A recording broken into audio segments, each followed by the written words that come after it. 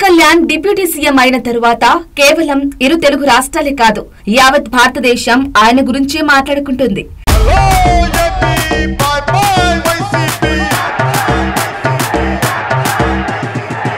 Recent గా Amitabh Bachchan host గా చేస్తున్న కౌన్ బనేగా కరోర్పతి షోలో పవన్ కళ్యాణ్ గురించి ప్రశ్న ఎదురైంది.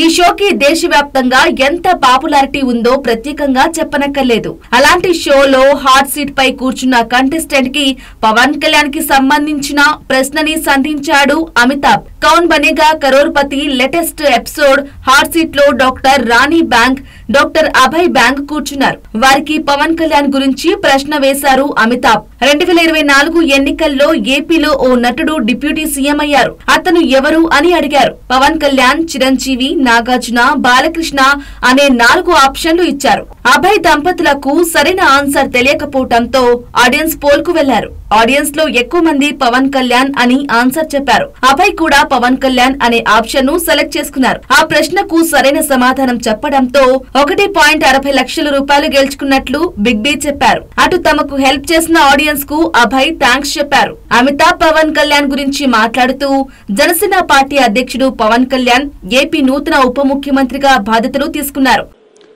కొనిదల పవన్ కళ్యాణ్ గారు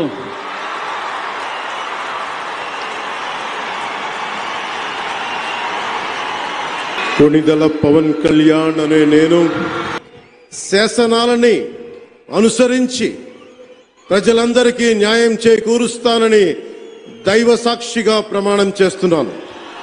ఆయన మంచి నటుడు. టాలీవుడ్ లో చిరంజీవి ఉన్నారు కదా, ఆయన చిన్న తమ్ముడే పవన్ కళ్యాణ్ అని కంటెస్టెంట్స్ కి చెప్పాడు అమితాబ్. ప్రస్తుతం ఈ వీడియో సోషల్ మీడియాలో వైరల్ అవుతుంది. తమ అభిమాన నటుడు, అభిమాన పొలిటికల్ లీడర్ పవన్ కళ్యాణ్ గురించి దేశవ్యాప్తంగా ఎంతో పాపులర్ అయిన ప్రతిష్టాత్మకమైన కౌన్ బనేగా కరోర్పతి లాంటి షోలో మాట్లాడటంతో అందరూ ఆ వీడియోని సోషల్ మీడియాలో షేర్ చేసుకుంటున్నారు.